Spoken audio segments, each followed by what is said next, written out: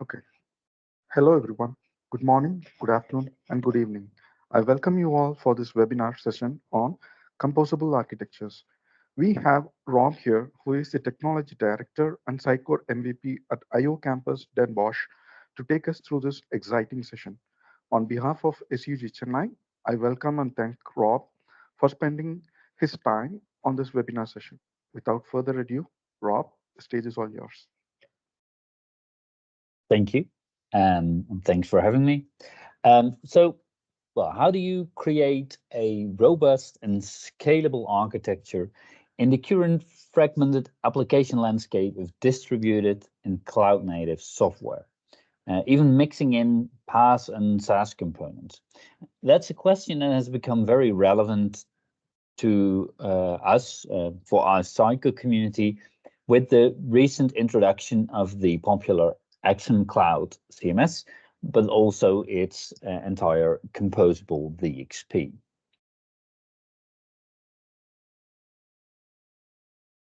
And I believe that agility drives innovation. If you're able to quickly adapt and have the freedom to test and validate new ideas, then you're having a competitive edge when it comes to innovating and boosting your business. And I believe a composable architecture can give you that agility. Our world keeps changing. Oh, I see that I got the wrong title in the wrong language over there. And that's a copy-paste mistake from my side. But what it says is our world keeps changing. And that is very apparent with a lot of things. I'm not going to go deep into AI today, but I want to show you the exponential growth in technology that we're in, and where Moore's law might not be holding up these days. We see an equal trend in new technologies. And it's hard to predict what's going to be the next trend with the ever-shortening adoption curves. A few years back, we all thought Web3 was going to be the next evolution in our online business, but AI took over. And this is an example of the transformer model, which revolutionized the NLP field back in 2017. And after that, things really took off. And what I think is very interesting is the parameter count of the different GPT generations over the years. If you put that in a graph, the scale of the graph makes the difference between the 2018 and 2019 years invisible, but there's still a major difference between 117 million and 1.5 billion in this scale, and that shows that we're coping with very fast, but also very hard to predict or unpredictable technology growth. And this is for a technology that didn't even exist in its current form, like maybe 5 years ago. So what are the features of a future-proof architecture that we need? Well, first of all, freedom of choice. You don't want to have a vendor lock-in, and you want to choose best of class over best of breed, whereas best of class means the best tool for your business, not only the best tool in the business. You want flexibility. You want to be able to exchange specific components, and you don't want your changes to require a redesign of your architecture, but you also want adaptability. So you want to adopt new technologies and adapt to changes or anticipate to changes in your environment very easily. My name is Rob Habraken. I'm a technology director at IO, and I've been working platforms for over 15 years. And I really believe that composable architecture is the next best thing for us in web development, and it also will make our development, I think, more fun and more agile. And easier to work on a larger scale. And I will show you why I think that. But first, let's zoom in on what a composable architecture actually is. What defines a composable architecture? Well, if you look that up, you get a definition that says that composable architecture is a microservices approach to building your tech stack, combining a constellation of different reusable technologies to create one unified system that can communicate via APIs. Well, I somewhat agree with this, but not entirely, because in my opinion, a composable architecture is not only a microservice approach, but a component-based approach. And the difference here maybe is granularity. I'll get back to what I mean by that. And also, creating a unified system that can communicate via APIs doesn't only mean to communicate externally, so a system that can communicate externally with APIs, but very much also internally. So the components within your composable architecture should be able to communicate via APIs as well. And then the definition continues and says that a composable architecture breaks down complex ecosystems into more manageable chunks for better oversight, flexibility, and adaptability. And I think that is absolutely true, but this is also the major pitfall of composable architectures, because yes, it does create some more oversight, but the complexity of a composable architecture could do the exact opposite when you don't cope with it in the right way. And that's what I wanted to share with you today on how we approach this kind of architectures and how I think that you could be and build a resilient and robust architecture for this.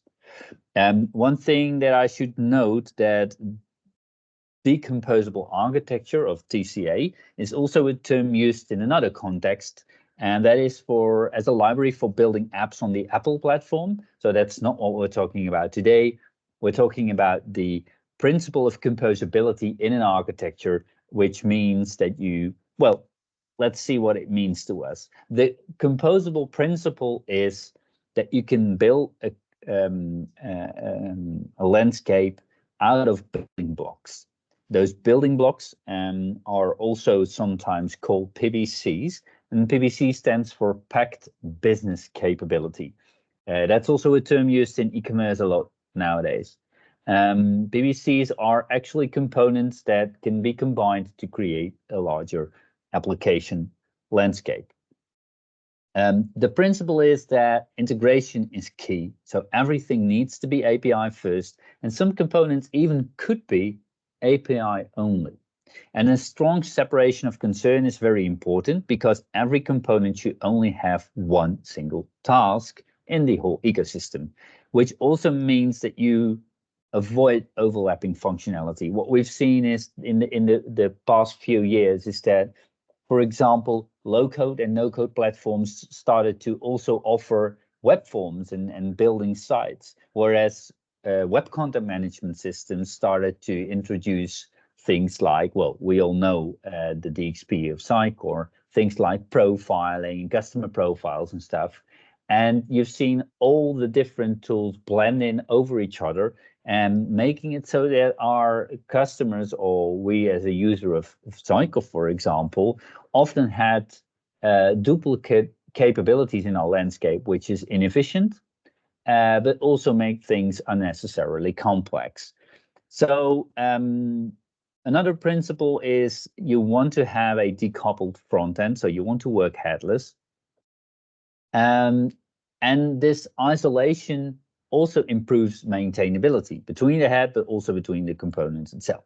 And for that to be true, every component needs to be neighbor friendly.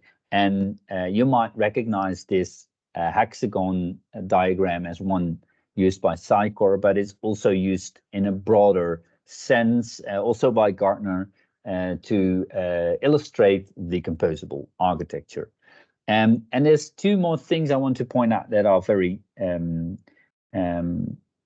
think, very nice. That you can combine different architectures So you can have a, custom microservice that you build yourself, uh, communicating with a SaaS component on the other hand. And yours could be a .NET application, while another component could be Java. And that doesn't really matter because you have an API-based integration. And it also means that, well, in the past, when you were hosting everything yourself as a company or your customer would do so, then you have a technical application management team which would set certain requirements, as in for we cannot work with Linux. We only want to use with Microsoft technology. And thus, when we select a tool or a component, it should at least be on the .NET stack. And a composable principle offers a polyglot landscape. It doesn't matter anymore of which technology or which framework you are using if you're communicating with APIs. And that means that you have a lot of more possibilities to select your tool and really focus on the business value. And you could have different granularity for the example of the components, as you've seen with Sitecore. For example, you have a DAM, you have content management, you have search. But you can also think of it in a different way, like your identity provider is also a component, and your shopping cart.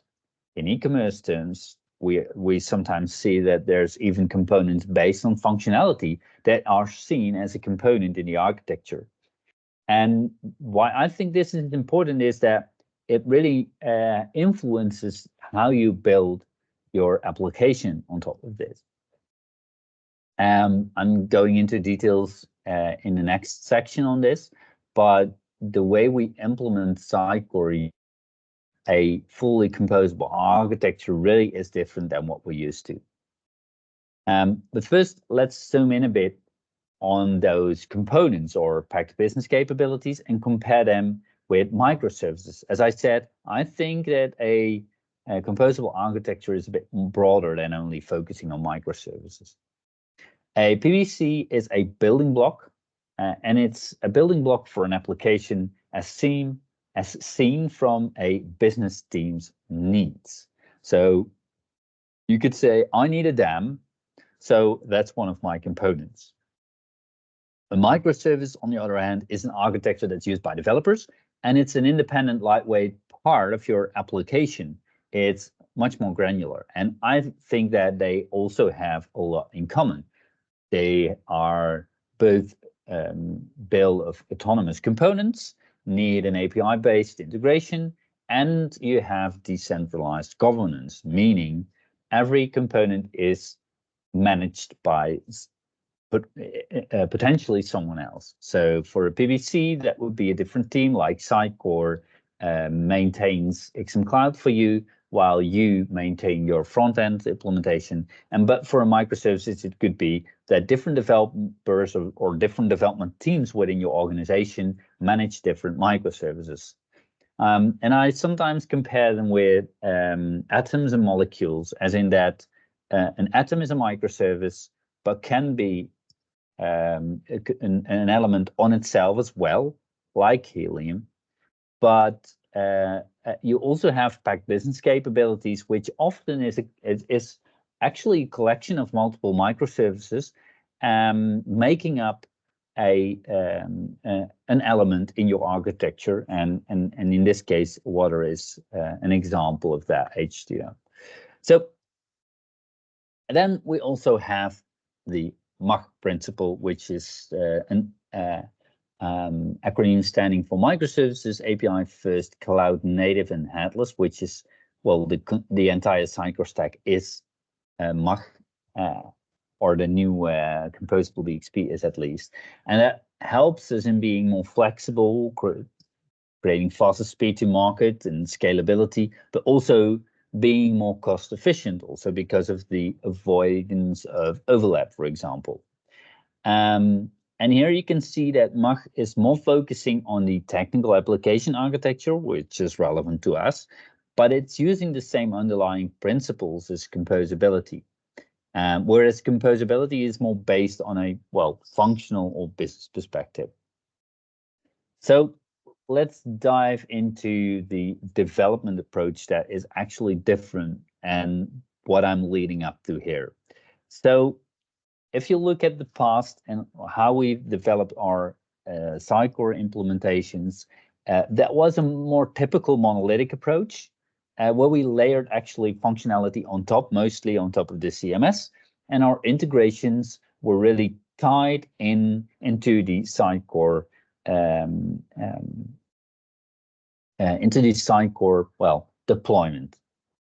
So we had our CMS, but if we wanted to retrieve products from a product catalog, that we did that on the CMS, and more specifically on the content management role, and our business is tied in with that, and also the front end was with MVC. Now we all know that at a certain moment in time, we went to a headless approach, which separated the front end, decoupled it, and that allowed us to follow innovations in the front end better and more quickly.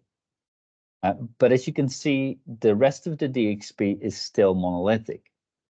And in my opinion, composability changes that entirely. And this is, I think, very crucial to understand when you start working with X and Cloud. In theory, you still have two components: your backend Sitecore implementation and your front end. And for some parts, you might still be able to work like this, but you absolutely do not want to do so.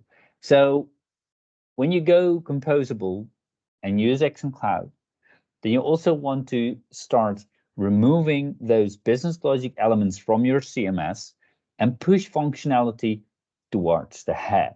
And what I mean by that is, if you retrieve product data or do a booking on a booking engine, that traffic, that connectivity doesn't go through your CMS anymore. It's not an integration on the CMS level. CMS is just one of the actual content providers where a booking or a product or an identity, as well as editorial content from your CMS, are all like the same kind of data sources.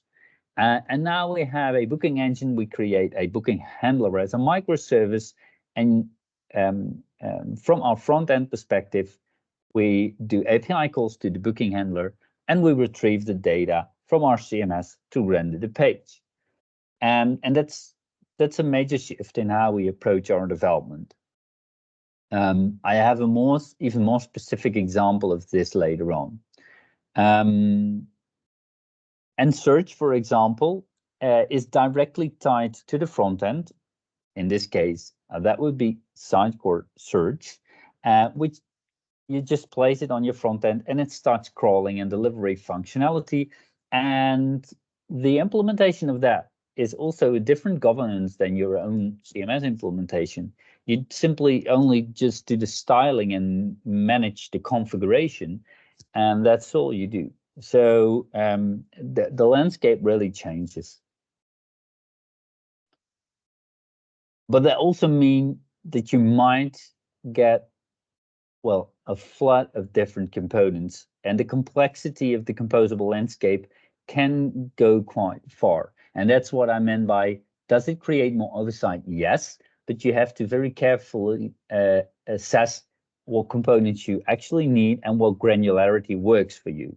Because you have your external data sources, your commerce engine, your product data, and for some companies, I've even seen that they seen DAM as the digital asset management as one of the data sources, but I think it, certainly in case of Content Hub, it needs to be moved towards the CMS layer. You have your integration layer where you build microservices to do some custom business logic. You have your digital experience platform building blocks like the CMS, and where I think is a better place for the DAM. You have your front-end implementations, which could be a public site, a portal, but also the mobile app, for example. And then you have some SaaS-based business capabilities, like search, email, CDP, which are all Cycle products, Sitecore Search, Sitecore Send, and Sitecore CDP, but being like vendor agnostic, it could be different vendors as well. You can combine them, but also your IDP is one of those elements.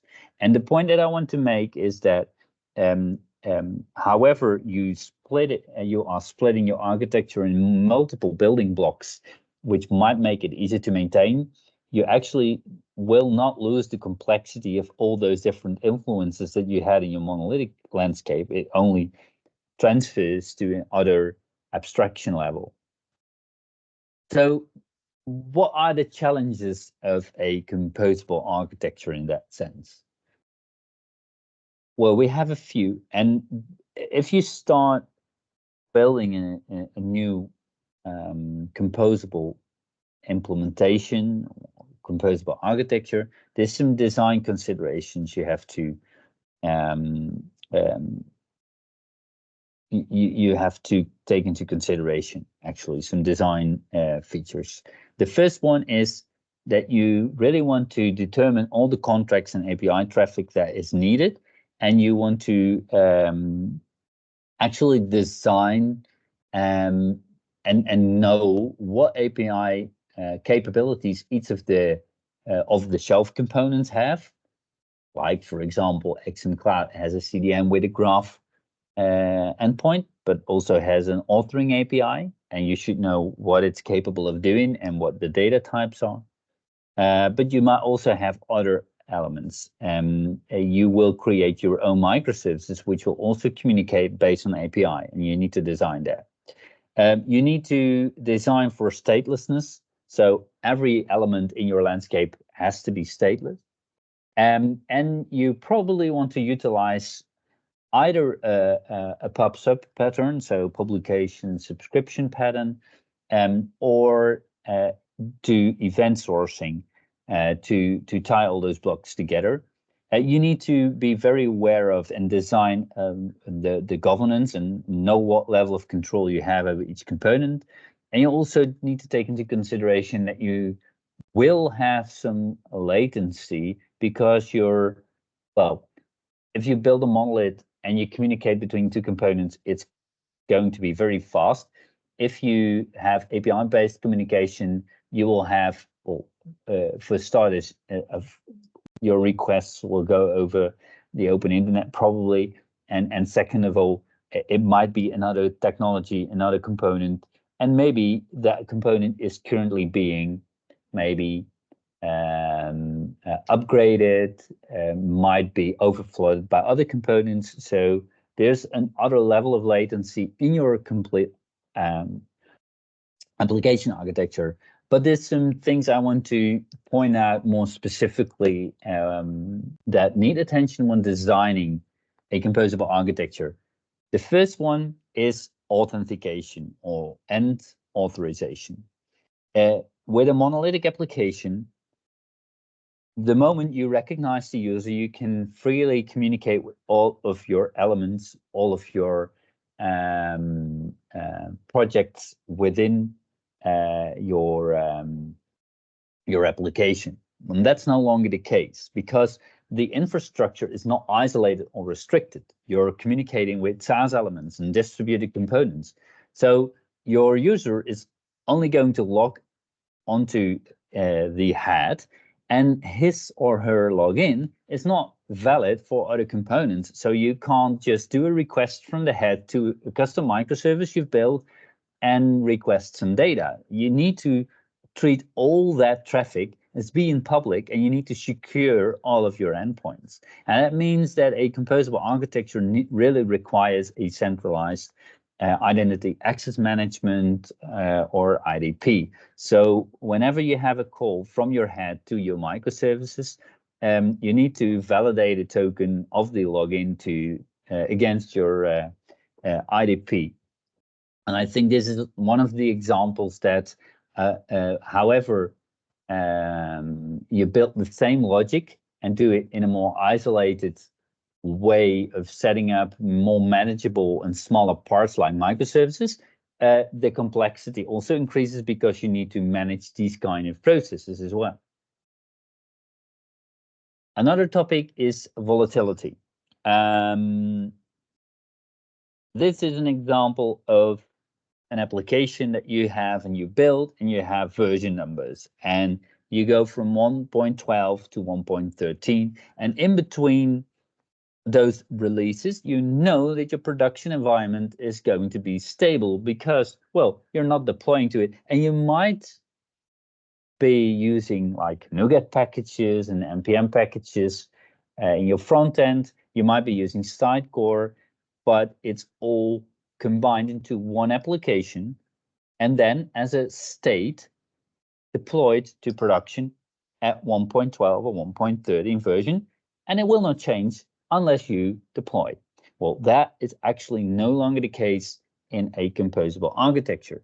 The stability between releases is not guaranteed because you're using SaaS components. They have a completely independent release cycle, which you might not even know of, and you have dependencies on that on production. And a good example of that is that XM Cloud, for example, can push updates to fix stuff, which is great.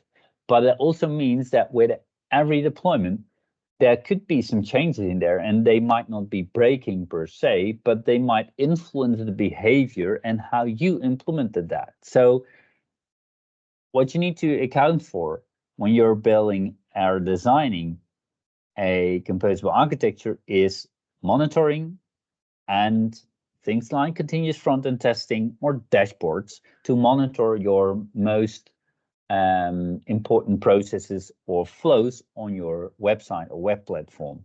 So you can't just test your version, deploy, and test the next version before that deployment. You need to continuously test on the front end and, well, just accept that breaking changes can be introduced in between your own releases. I think that kind of volatility is very important to understand.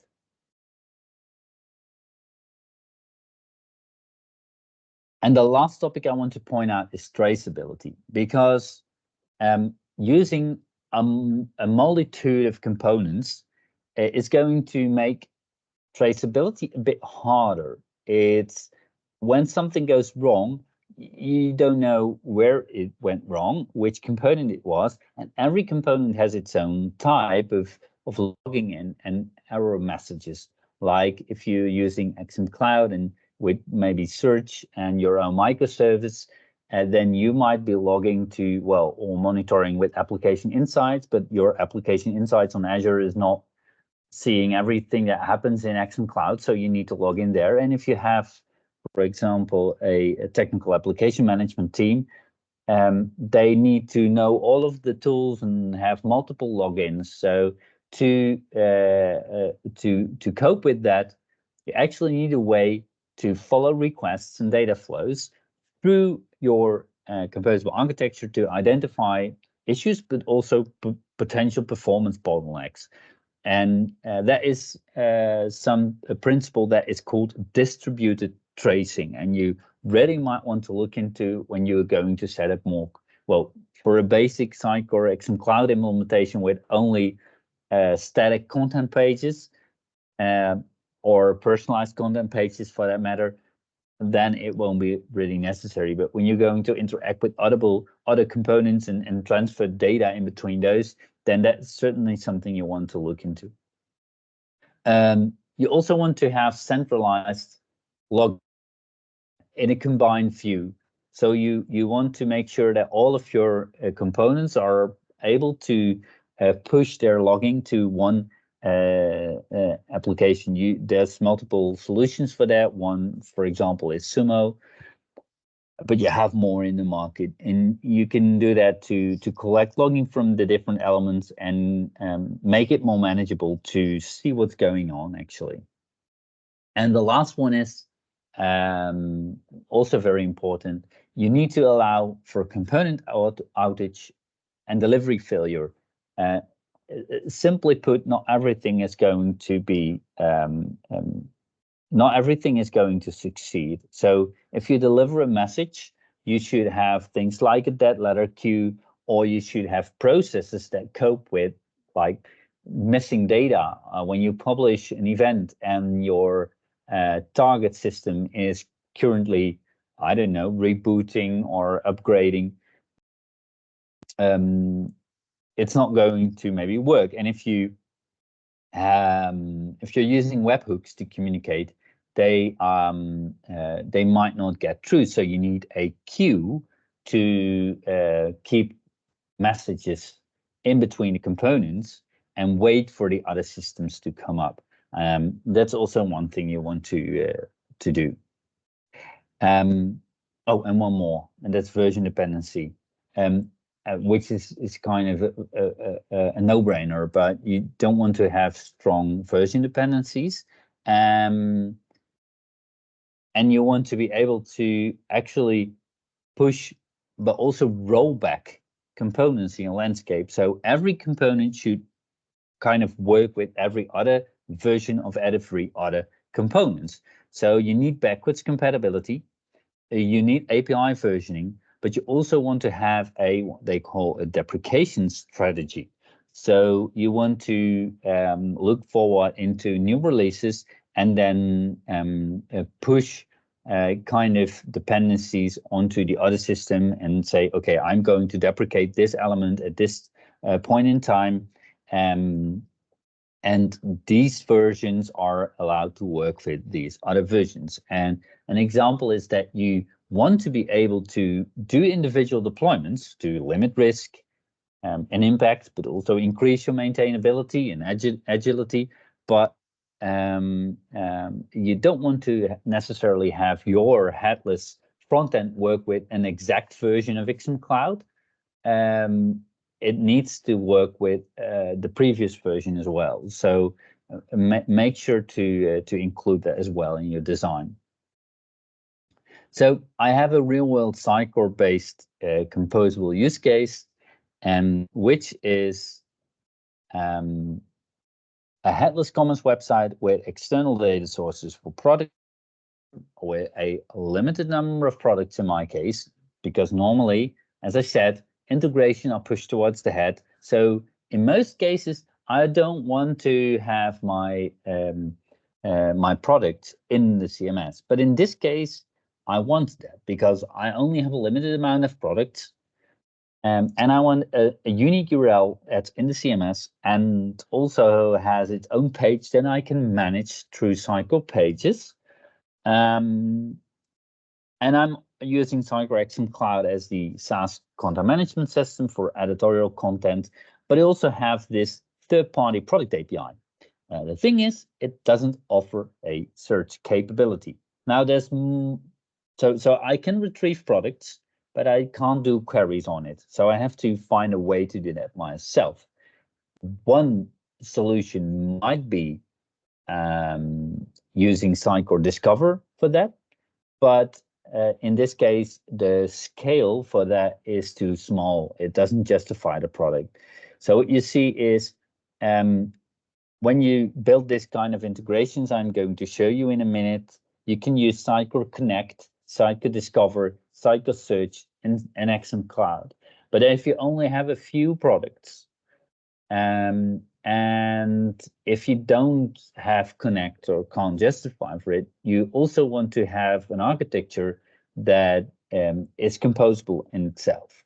So what you will see in the future, I think, is that you have a lot of different contexts, a lot of different situations. In one situation, you will work with XM Cloud together with Discover, but no Connect.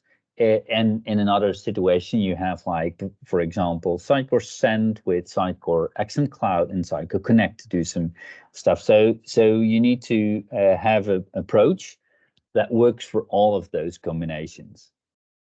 And one last thing is that the system I'm communicating with is event driven. So I can't get a state. I only get updates if a product changes. So the components that I have in my architecture, and that's the first thing I do when I start assessing what I need to build, is I want to know which composable components and which granularity I have. I have my front end, I have a CMS, which is XM Cloud. I need search capability. I also have CRM and email. I have a product catalog, and I have an identity provider. Well, for this case, I'm not going to really zoom into CRM and email, and also not into the identity provider, because it's not relevant for my example. And I'm going to add another one, which is the actual integration layer, which is the business logic we have built in microservices to make this integration possible.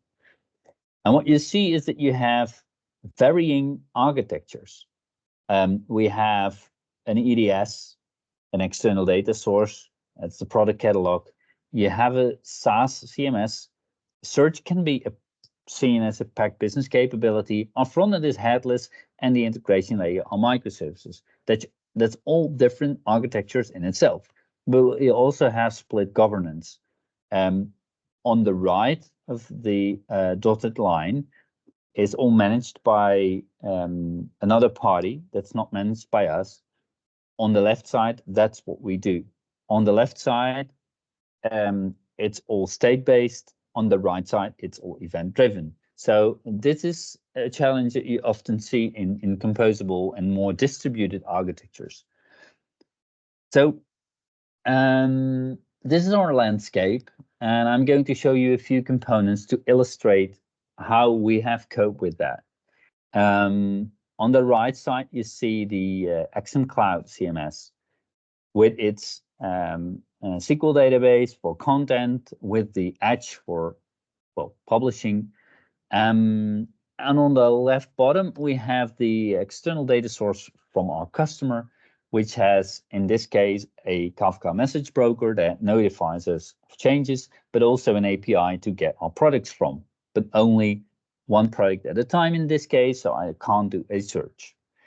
We have a front end that we've built in Next.js, which is a logical thing when building with XM Cloud. It's the most, I think it's the best choice at this very moment, or at least for us. And then we've built a microservice that retrieves this product data. It subscribes to the Kafka topics and gets the data from Apogee. I could, from now on, just push that into Sitecore right away. And in the past, we would have done so from the CM role. But now I don't choose to do so anymore.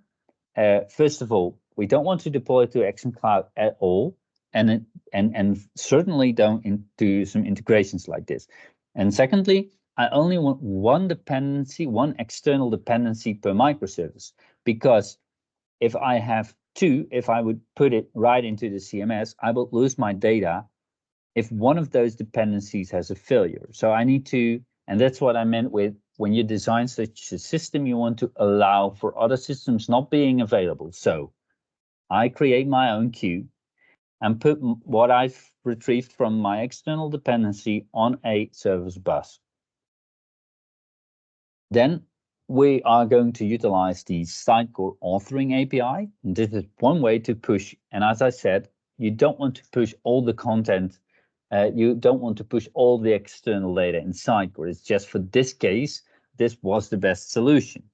And you can't use the item API anymore, and you don't deploy to Sitecore for this kind of integrations, but you use the Sitecore authoring API. So I have one more microservice because I only want one external dependency, in this case, the authoring API, retrieve the data from my own product queue and push it in Sitecore when it's ready. And when that succeeds, I can remove the item from the queue. And by doing this, I can create a good integration. I, in this case, do not need Connect, but I could also implement this using Sitecore Connect. And I only have a few applications that I manage myself and actually need to deploy to. But there's more, because as I said, we also want to utilize, or we want to do product search. But I can't do a search index, a custom search index on Sitecore on XM Cloud. So, yeah, I forgot. obviously Sitecore publishes data to the edge, but I also want to be able to do a search. And the search query in this case goes to what we've thought as the best solution is a cognitive search instance, and that's our product index. So apart from that, we create pages in Sitecore. We want to also do a product search with faceting and all kind of more elaborate search functionality. So we need to also get the data into this search index. If we do that based on a webhook from Sitecore, then it's not very resilient because, well, a webhook is not having guaranteed delivery. So if something goes wrong, I might not have my index and I will never find my my product. So what we've done is we actually pushed the update to another queue and created a new microservice that retrieves the data from that queue. Again, one dependency per microservice, and pushes it to cognitive search. This works very well because the moment I have new data, my product microservice picks it up, puts it in the different queues, and then the other integrations that I've built with the microservices are going to push them towards the systems the data needs to be in. At the moment they have they're ready for it. So if there's queue, if there's flooding, I can all cope with all of the different scenarios. But there's one more thing, and that is that the Sitecore authoring API and the publishing mechanism you see on the right going to Sitecore is slower than my full Azure-based service bus, microservice, and cognitive search. So this means that with this flow, my item is searchable in the front end even before the page is published on Sitecore. So what that means is the user will see a product when he searches for it, but when he clicks on it, he gets a 404. And that's not what I want. So what we've done is we've added an unpublished webhook, and we actually push data into cognitive search right when we receive it, but we have an extra publish flag that says this is not yet published. And the very moment the publish is done, I get the microservice that is responsible for search gets notified and will update my cognitive search index. The added benefit of doing it like this is when there's something going wrong, like a webhook is not guaranteed delivery. So sometimes this could fail for any reason. But now I can just go into Sitecore and click on publish again manually. The webhook will fire again and my index will be updated. So I'm allowing for failures, and I have a solution that is very easy without requiring new publication from the backend to update my events. And I think this is a good example of how you set up your application implementation landscape differently in a composable architecture when communicating with different types of components. And also, as you can see, the gray areas are not maintained by me. So the governance, the ownership is only focused on a number of very manageable, relatively small parts in my application, which I said makes development a little bit more fun and gives you better oversight. So very shortly, I'm going to show you why this all is important. But before we go to that, I'm going to briefly talk about the transition path, because designing such a system is great when you're building a greenfield project, but probably you will start with a current application landscape.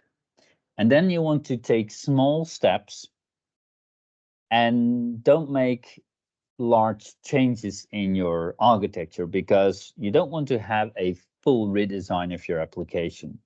So I think it's very well possible to start utilizing these kind of principles of composability in an existing implementation. Um, Take small steps so you, well, keep your agility, but also have a feedback loop in place. Just try out things and see if they work. You don't want to have a large upfront investment and just focus on the components with the highest business value, or, and that's very important, the most maintenance heavy components. Um, and where one swallow doesn't make a summer, actually one PPC does make for a composable architecture, because PPCs are environment agnostic. So a composable element could very well communicate with a monolith platform. And that means that the moment you do so, you already start introducing the composability principles. And that's what I always call carve out and replace. So you actually gradually start to simplify a monolith. And that's what you can do with Sitecore as well. So if you have a platform DXP, you can go composable. For example, and this is one I've seen more than once and is very relevant. We have a DXP and we have our own search indexes with custom Solr indexes with multiple Solr virtual machines. Those are high maintenance, are complex, need a lot of development, and also, well, you have limited functionality because achieving a Google-like level of search intelligence is not easy. So what you can do, you can remove that and use Sitecore search. But there's also other solutions in the market that offer a separate search. But in this case, Sitecore search is, I think, a great example because it does your front end and API integrations. You have configurable styling, and it's fully SaaS, fully managed. So you remove you remove your indexes, but you also remove the maintenance of your virtual machines. And on top of that, it even offers more functionality because you now also have search performance analytics. You can see which path that users used on the website didn't lead to finding what they were looking for. So you can use that as input to revise your editorial content management. So it has a lot of advantages. Isolating functionality makes those complex codes get removed from your implementation, and it immediately decreases your infrastructural cost. It offers more advanced functionality, and it increases maintainability. So your current implementation is going to shrink, and that means that sometimes you don't want to go to Action Cloud like right away, but you can start preparing for it right now. And the criteria for doing this successfully is avoid strong dependencies with your existing platform. And if you need to, create an integration layer to facilitate for those API-based communications. And just only start with a high-level architecture for your future state. Don't work on details yet. A high-level architecture, know what you're aiming at, and then start carving out functionality. And that can be very relevant, not only from a technical perspective, but mostly also for your business stakeholders, because you will going to increase maintainability with decentralized governance, and you have more and smaller deployments with lower impact and risk, and that actually boosts agility. And as I said, and that on itself creates a more stable tech stack, because you're not going to need to replace everything every few years. You gradually are innovating on all of those different components. You can use more off-the-shelf components, SaaS-based, and you can utilize the often preferred buy over build strategy, where you even have more freedom in vendor selection because you don't have a tie-in on technology.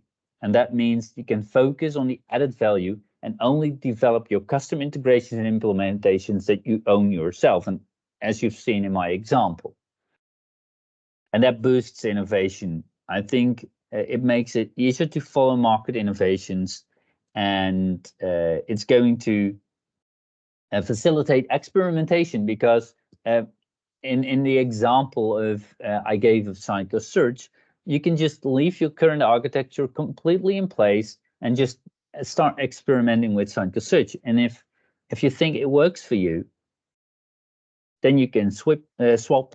And if it doesn't, you don't. If your entire architecture is composable, then your business users will be very happy to be able to do that. And that makes it easier to change elements of your implementation without requiring a full technical redesign every time something changes, which is also what the isolation of composability offers. So a lot of advantages. It fosters innovation and flexibility, but as I said, also complexity. And that's where you need to be careful when you start using composable architectures. You can start right away. You can start carving out elements and creating business value, but be careful with the granularity and don't overdo the component count, because when it tips over to having a lot of components, then you're right back where you were, only in a different architecture. A lot of connectivities and APIs to manage is also going to be quite complex. So keep that in mind. And that brings me to summing up the learnings of today's webinar. Composable architectures offer agility, future readiness, and it allows for experimentation and focus on business value, while preparing your application landscape, your technology landscape for innovation. You can start right away. You don't have to completely redesign your application, and just start with introducing some PVCs in your current monolithic landscape, but don't overdo the component count, because composability can be effective in smaller scales too. And last but not least, keep in mind the pitfalls in designing a composable architecture, architectures that I've showed you, like volatility, version dependency, and all the things I've talked about today. So that sums up what I wanted to share with you today. Thanks for your attention. If you have any questions, I'm happy to answer them now, but you can also reach out to me via email or on Slack, where you can find me with my full name if you want. Thanks. Yeah, thanks, Rob. I think I see the picture there. With composability, we are increasing the number of parameters and it's adding to the complexity.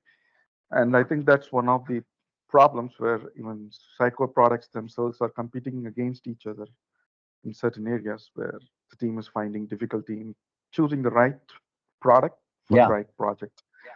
Yeah. Yeah. Yeah, absolutely.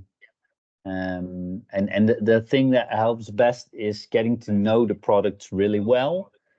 And for that, it takes time and a little bit of experience. And I think you can read the brochure of all of those components, but well, I think what you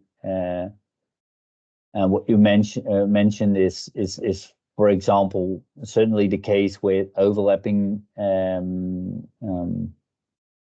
well, potentially overlapping functionality like Content Hub 1 and XM Cloud, and maybe also Content Hub. But if you zoom in a little bit further, they have different use cases and different applications. And if you assess and select them carefully, you don't get overlap, but you shouldn't use them all. Absolutely, I agree with that. Yep. And also sometimes it might be certain products might be fine to use on a certain number of years or certain during the project start, like a greenfield project, and maybe the client wants some more additional functionalities which won't be provided by the current product anymore. Maybe we will need to look for uh, better products from Sitecore. The competing products can actually help to solve that. So the Hmm. Sitecore actually provides something for converting data from or moving data across multiple SaaS products, for example, like Content Hub One, and then to Sitecore XM Cloud or something like that. Yeah, that would be Sitecore Connect. Sitecore Connect is a implementation, a specific implementation of Workado tooling, and that offers that is actually an iPaaS platform that utilizes bridging data from one product to the other. Yeah. Okay, thank you. Anybody else have any other questions?